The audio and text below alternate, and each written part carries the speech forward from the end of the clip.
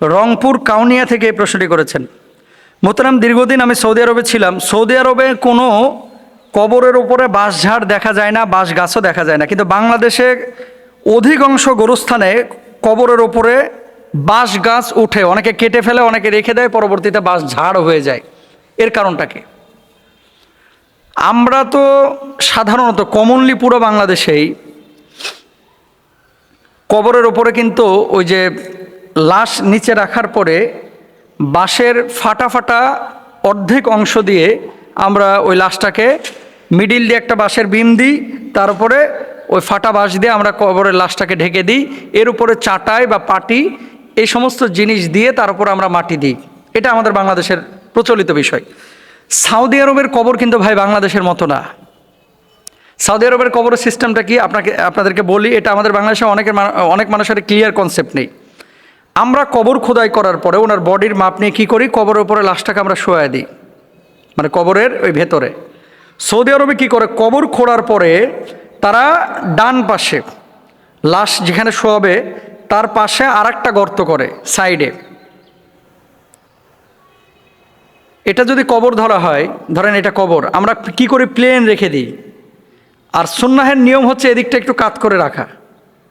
Saudi আরবের ওরা কি করে, এভাবে খোদাই করার পরে এই পাশের যে অংশ এখানে আর একটা গর্ত করে, গর্ত করে লাশটাকে মূলত এই প্লেন জায়গায় শোয়ায় না, এটার পাশে যে গর্তটা, অর্থাৎ এই যে পাশের কবরটার সাইড দিয়ে যে দেয়ালটা, এই দেয়ালের নিচে আর একটা গর্ত করে, এই দেয়ালের মধ্যে এরা লাশটাকে ঢুকিয়ে দেয়।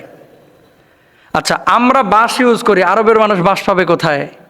এই জন্য স্থানীয়ভাবে যখন যেটা পায় ওরা সামান সেটা ব্যবহার করে। এটা নিষিদ্ধ না, এটা জায়েজ। সৌদি আরবে বাঁশ ইউজ হয় না, সেখানে এই জন্য বাঁশ ঝাড় ওঠে না।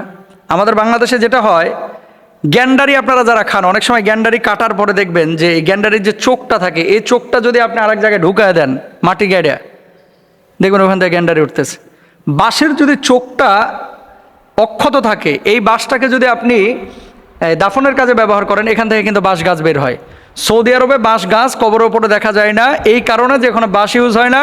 আর বাংলাদেশে বাঁশ গাছ এই কারণে দেখা যায় যে এখানে বাঁশটা ব্যবহার করা হয়, চোখগুলো বাঁশের অক্ষত থাকে, এই জন্য এখান থেকে গাছ বাইর হয়। এইটা কিন্তু আলাদা কোনো হেকমতের বিষয় না।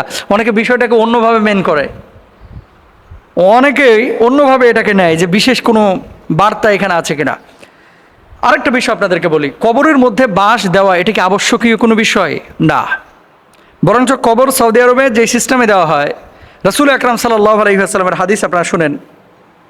আল্লাহর হাবিব সাল্লাল্লাহু আলাইহি ওয়াসাল্লাম একজন মারা গিয়েছিলেন, তারপরে নবীজি সাল্লাল্লাহু আলাইহি ওয়াসাল্লাম তার কবরের পাশে নবীজি সাল্লাল্লাহু আলাইহি ওয়াসাল্লাম একটা পাথর রেখে দিয়েছিলেন। তো রাসূল সাল্লাল্লাহু আলাইহি ওয়াসাল্লামকে জিজ্ঞেস করা হয়েছিল কেন পাথরটা রাখা হলো। নবীজি শুধু মার্কিং করার জন্য। আপনি এটা কিন্তু জায়েজ আছে, ধরেন একটা পাথর খাড়া করে পাথরটার উপরে খালি নাম লিখে দিলেন, এটা কিন্তু জায়েজ আছে। কিন্তু আমাদের সমাজে যেটা হয়, ওই যে চারিদিকে ঘেরাও করে টাইলস টুলস লাগায়া, ফুল গাছ টুল গাছ লাগায়া, বাড়ির বেডরুম না যা সুন্দর তার চাইতেও কবরস্থানটাকে বেশি সুন্দর করে ফেলে। নাউজুবিল্লাহ, জোরে সোরে একবার বলেন সবাই। আল্লাহর হাবিব সাল্লাল্লাহু আলাইহি ওয়াসাল্লাম কি বলছেন দেখেন, তিরমিজির হাদিস 1052, নাহান নবী সাল্লাল্লাহু আলাইহি ওয়াসাল্লাম আন তুজাসসাসাল কুবুর ওয়া আইয়ুক্তাবা আলাইহা ওয়া আইয়ুবনা আলাইহা ওয়া আন তুতা। রাসূল আকরাম সাল্লাল্লাহু আলাইহি ওয়াসাল্লাম কবরে চুনা লাগাতে, লিখতে, তার উপর ঘর নির্মাণ করতে এবং তা পদদলিত করতে নিষেধ করেছেন। তিরমিজির হাদিস এবং হাদিসটি সহিহ। তার মানে কি, কবর উপরে ঘর নির্মাণ করা যাবে না। এবং আল্লাহ রাসূল সাল্লাল্লাহু আলাইহি ওয়াসাল্লাম স্পষ্টভাবে বলে দিয়েছেন যে আমার ইন্তেকালের পরে খবরদার তোমরা কবরস্থানগুলোকে মসজিদে রূপান্তরিত করো না। মসজিদে রূপান্তরিত মানে সিজদার স্থান কবরস্থান না, সিজদার স্থান কিন্তু মসজিদ। নবী আম্বিয়া আলাইহিমুস সালাতু ওয়াস সালাম পূর্ববর্তীতে যারা গত হয়ে গেছে, অনেকে তাদের কবরগুলোকে মসজিদের মতো রূপান্তরিত করেছিল। আল্লাহ সুবহানাহু ওয়া তাআলা আযাব দিয়েছিলেন, গজব দিয়েছিলেন। সুতরাং কোনো কবরস্থানকে ঢালাই করা, তারপরে টাইলস দেওয়া, ফ্রেম দেওয়া, এটা কিন্তু জায়েজ নাই। তৃতীয় আরেকটা বিষয়, গ্রামগঞ্জে দেখবেন অনেক সময় আমের আঁটি খেয়েছে ছেলে পেলে, পরে এই যে আঁটি ফিক্কা মারছে, গোরস্থানে যা পড়ছে, ওখান থেকে গাছ উঠে গেছে। অনেক কবরস্থানে আমি নিজেও দেখেছি, দেখবেন আম ধরে রয়েছে। আবার অনেক কবরস্থানে নারকেল গাছ উঠে রয়েছে, বাঁশঝাড় উঠে রয়েছে।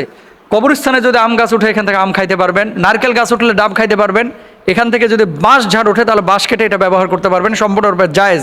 তবে হ্যাঁ, যদি অক্ষকৃত জায়গা হয়, ওই কবরের মাটিটা মানে আপনার আয়ত্ত না থাকে, এটার মালিক যদি সরকার হয় অথবা অন্য মালিকের মালিকানাধীন থাকে, তার কাছে পারমিশন নিতে হবে। সরকারি জায়গা অথবা গোরস্থানের সুনির্দিষ্ট জায়গা থেকে আপনার মন চাইলো আর আপনি ফল ছিঁড়ে খেয়ে নিলেন গোরস্থান কমিটির অনুমতি ছাড়া, এটা আপনার জন্য কিন্তু জায়েজ নাই। আল্লাহ তাআলা আমাদের সবাইকে বোঝার তৌফিক দান করুন। সবাই বলেন আমিন।